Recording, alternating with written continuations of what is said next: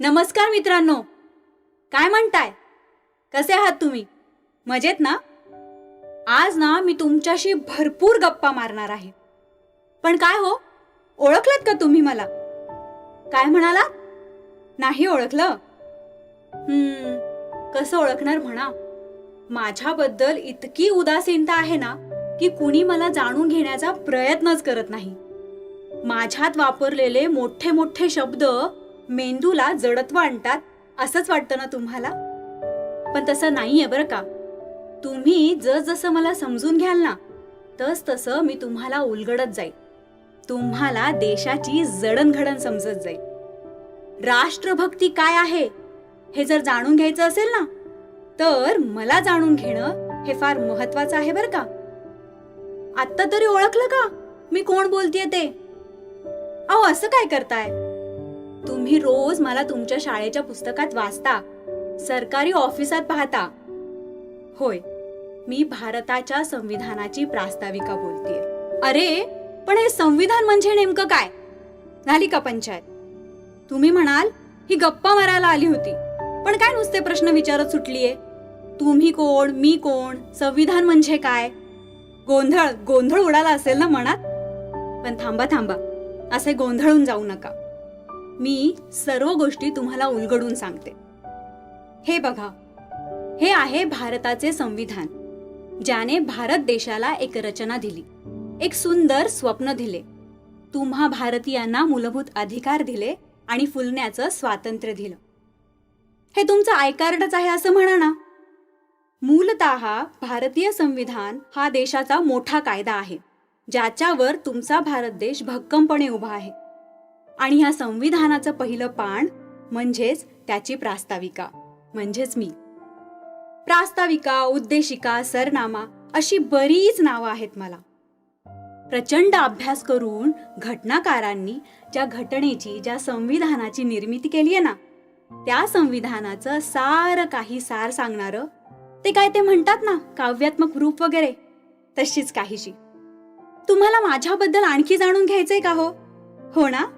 चला तर मग समजून घेऊयात माझ्यात नेमक्या कोणत्या गोष्टींचा समावेश केला गेला आहे ते.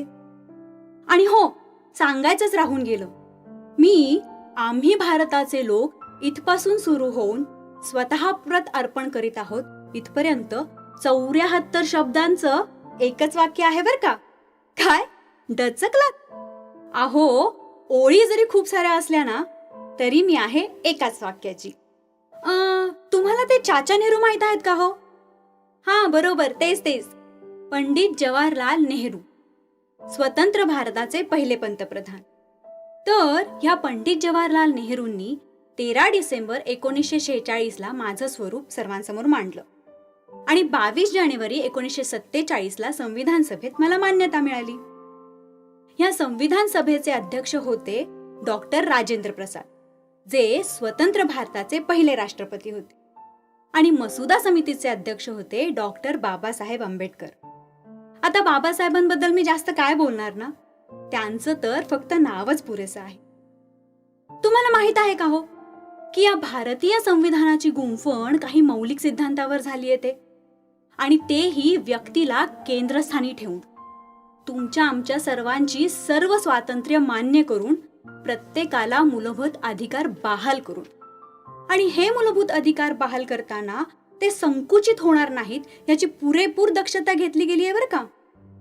अशा ह्या मानवतेच्या शाश्वत मूल्यांवर आधारित संविधानाची रचना झाली आहे. असं हे संविधान तयार करण्यासाठी आपल्या संविधान सभेतील अभ्यासू लोकांना 2 वर्ष 11 महिने 18 दिवसांचा कालावधी लागला. जसं एखादं पुस्तक तयार झाल्यावर ते कोणाला अर्पण करायचं असं असतं ना, तसंच हे संविधान पूर्ण झाल्यावर ते कोणाला अर्पण करायचं हा प्रश्न पडला. त्यावर बरीच चर्चाही झाली, बरीच मतमतांतर झाली. शेवटी मतदानाने बहुमताने जो निकाल लागला त्यावरनं असं निश्चित केलं की ज्या संविधानाने इथल्या प्रत्येक भारतीय नागरिकाला ह्या देशाचं मालक बनवलेलं आहे, त्याच सामान्य भारतीय नागरिकाला हे संविधान अर्पण करायचं. आणि 26 नोव्हेंबर 1949 ला हे संविधान इथल्या प्रत्येकाला अर्पण केलं गेलं. आणि माझे ते पहिले 3 गौरवशाली शब्द आहेत, आम्ही भारताचे लोक. मीपणाचा विचार बाजूला सारून इथे आम्ही ह्या प्रेमळ शब्दाचा वापर केला गेला आहे.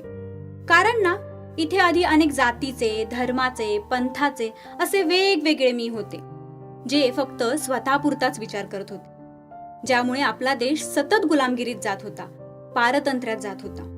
पण संविधानाने या सर्व मींना एकत्र करण्याचं काम केलं आणि बनलं आम्ही. देशाची सुव्यवस्था राखण्याचे संविधानाने दिलेले मूलभूत अधिकार, कर्तव्य यांचं पालन करण्याची जबाबदारी ना इथल्या प्रत्येक सामान्य नागरिकाची आहे. हा देश आहे ना, हा कोण्या एका राजाचा, कोण्या एका उद्योगपतीचा, कोण्या एका बाबाचा किंवा कोण्या एका नेत्याचा नाहीये बरं का. तर हा देश तुमचा आहे. आता आम्ही भारताचे लोक हे तुमच्या देशातील तुमची सत्ता सांगणाऱ्या शब्दांचे अर्थ तर तुम्हाला समजच असतील. पण ह्या पुढे जे शब्द येतात ना, ते जरा जड किंवा कधी कधी उच्चाराला सुद्धा अवघड जात असतील ना, जसे की सार्वभौम, समाजवादी, धर्मनिरपेक्ष, लोकशाही, गणराज्य वगैरे वगैरे. पण मित्रांनो, हे शब्द जरी अवघड वाटत असले ना, तरी ते तितके सोपे आणि गरजेचेही आहेत. मग हे शब्द नेमकं काय सांगतात बरं?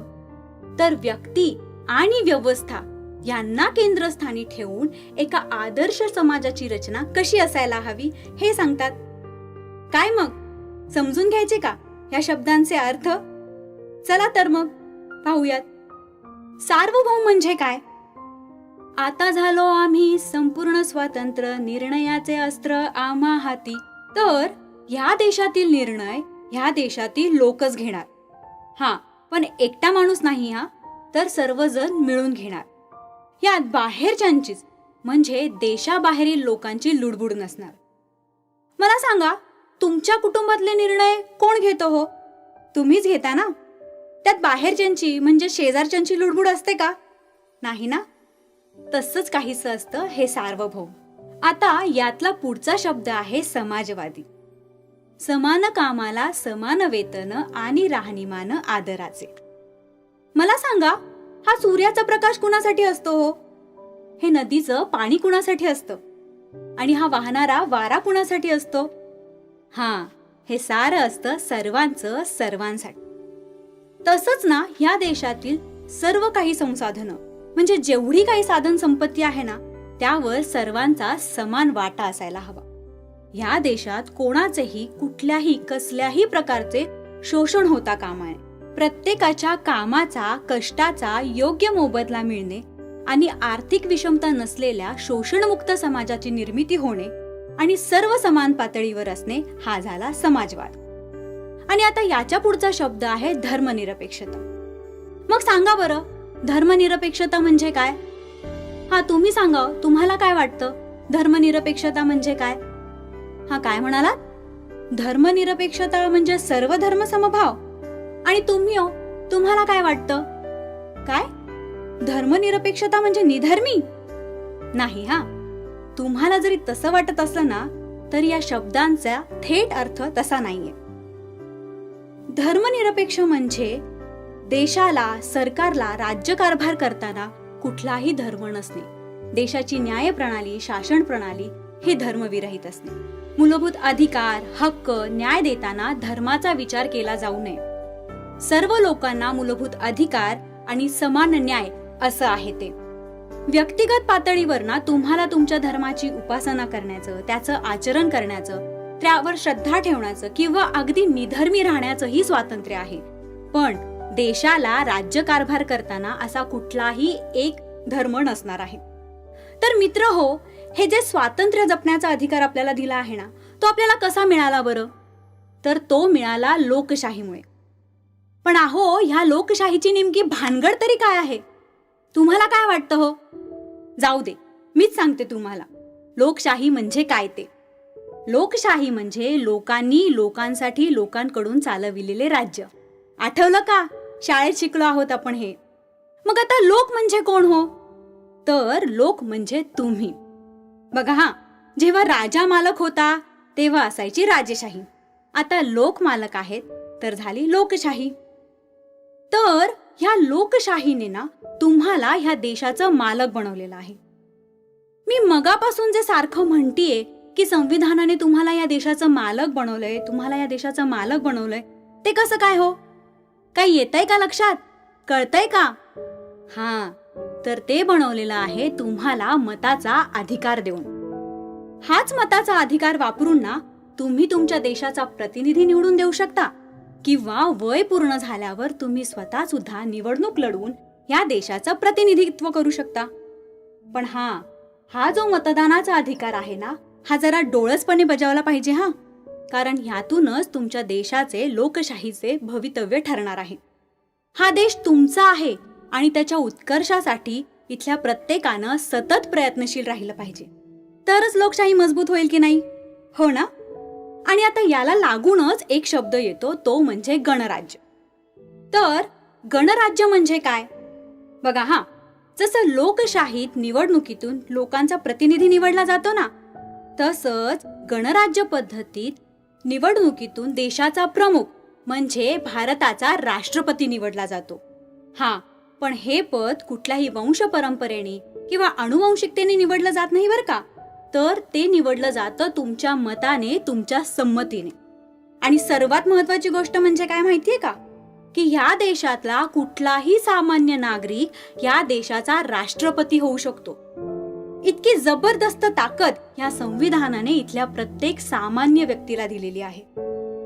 तर मित्रांनो, हे जे सार्वभौम, समाजवादी, धर्मनिरपेक्ष, लोकशाही, गणराज्य हे शब्द आहेत ना, हे शब्द तुम्हाला तुमची ताकद दाखवतात.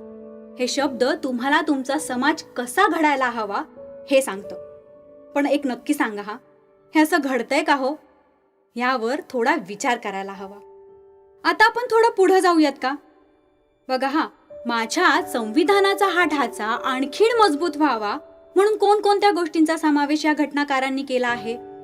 तर त्या आहेत भारताच्या सर्व नागरिकास सामाजिक, आर्थिक, राजनैतिक न्याय, विचार, अभिव्यक्ती, विश्वास, श्रद्धा व उपासना यांचे स्वातंत्र्य, समता, बंधुता आणि एकता ही मूल्य देऊन देशाचे ध्येय काय आहे हे सांगितलं आहे.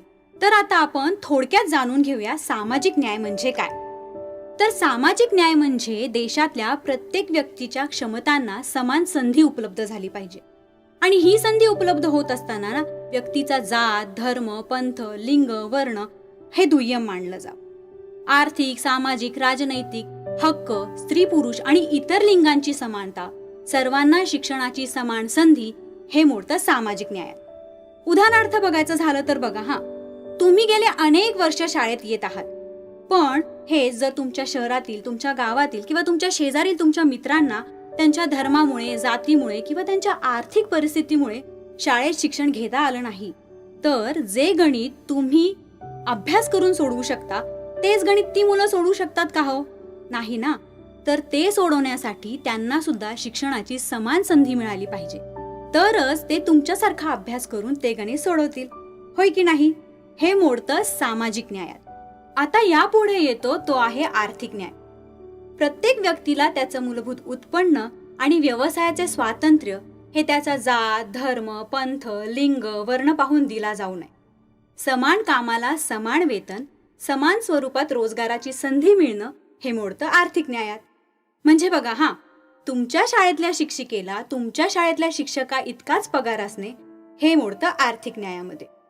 प्रत्येक व्यक्तीला त्याच्या योग्यतेचं काम, त्याच्या क्षमतेचं काम आणि त्या कामाला योग्य तो मोबदला मिळणं हा म्हणजे झाला आर्थिक न्याय. आता यापुढे जो येतो ना तो आहे राजनैतिक न्याय. राज्य व्यवस्थेत प्रत्येक व्यक्तीला समान संधी देणे आणि ती देतानाही व्यक्तीचा जात, धर्म, पंथ, लिंग, वर्ण हे सगळं दुय्यम मानणे. तुमच्या एक लक्षात येतंय का हो की हा सामाजिक, आर्थिक, राजनैतिक न्याय आहे ना, हा व्यक्तीला व्यक्ती म्हणून ओळख आणि या न्यायाचा क्रमही तसाच आहे बरं का. म्हणजे बघा तुमच्याकडे खूप पैसा आहे, पण तुमच्या शेजारचा माणूस हा तुम्हाला माणूस म्हणून जवळ करत नाही, तर ते तुम्हाला चालेल का हो? नाही चालणार ना. तर माणसाने माणसाशी माणसाप्रमाणे वागावं ही जी माणुसकीची शिकवण आहे ना, ही आपल्याला मिळते सामाजिक न्यायात. हे झालं सामाजिक न्यायाचं, तुम्हाला त्यांनी जवळ केलं. पण यामध्ये उपजीविकेचं काही आहे की नाही? तर ही जी आर्थिक विषमता आहे ही दूर करण्यासाठी येतो आर्थिक न्याय. आणि हे सर्व करत असताना राज्य व्यवस्थेत तुमचा वाटा असायला हवा, प्रत्येकाला समान संधी असायला हवी. हे येतं राजनैतिक न्याय. अंततः काय, व्यक्तीचा आणि पर्यायाने समाजाचा सर्वांगीण विकास. आणि सर्वात महत्वाचं म्हणजे या सर्वांच्या पलीकडे जाऊन प्रत्येकाला विचारांचे स्वातंत्र्य मिळालेच आहे. इथे प्रत्येकाला अभिव्यक्ती स्वातंत्र्य म्हणजे व्यक्त होण्याचे स्वातंत्र्य मिळाले आहे. यात समाजातील इतर लोकांच्या विचारांचं भान ठेवून, त्यांच्या स्वातंत्र्याचं भान ठेवून प्रत्येकाला लिहिण्याचे, बोलण्याचे, संचाराचे स्वातंत्र्य दिले आणि प्रत्येक व्यक्तीला त्याचा दर्जा देऊन, त्याच्या योग्यतेनुसार आणि पात्रतेनुसार संधीची समानता देऊन या देशातील प्रत्येक व्यक्ती ही किती महत्वाची आहे हे वेळोवेळी नमूद केलं गेलं आहे बरं का. आणि संविधानाकडून आपल्याला हे सर्व मिळत असताना राष्ट्राची एकता आणि एकात्मता वाढवणारी बंधुता निर्माण करण्याचा निर्धारही केला गेला आहे बरं का. आता राष्ट्राची एकता म्हणजे राष्ट्राचा एकोपा आणि एकी, आणि राष्ट्रीय एकात्मता म्हणजे राष्ट्रातील व्यक्तींची मनं एकमेकांशी जोडली जाणं.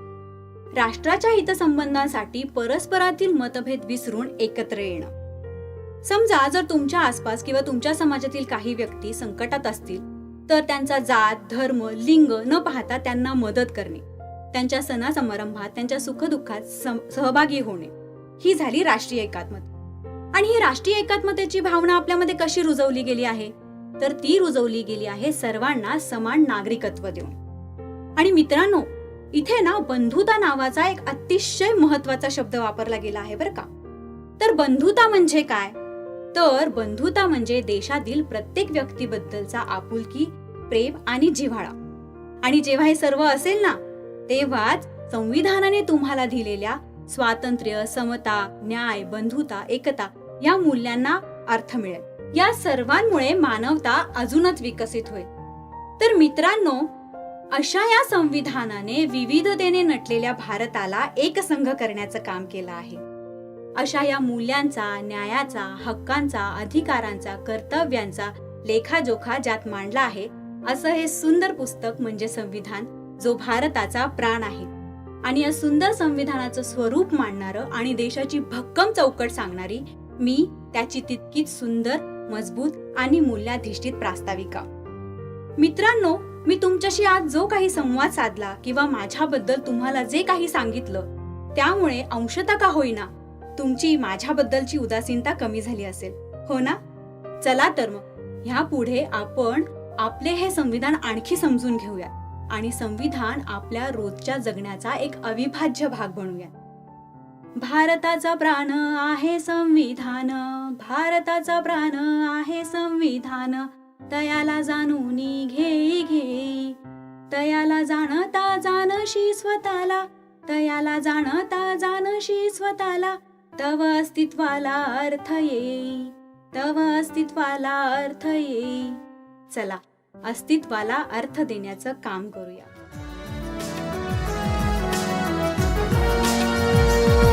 आम्ही भारताचे लोक, आम्ही भारताचे लोक, आम्ही भारताचे लोक, आम्ही भारताचे लोक.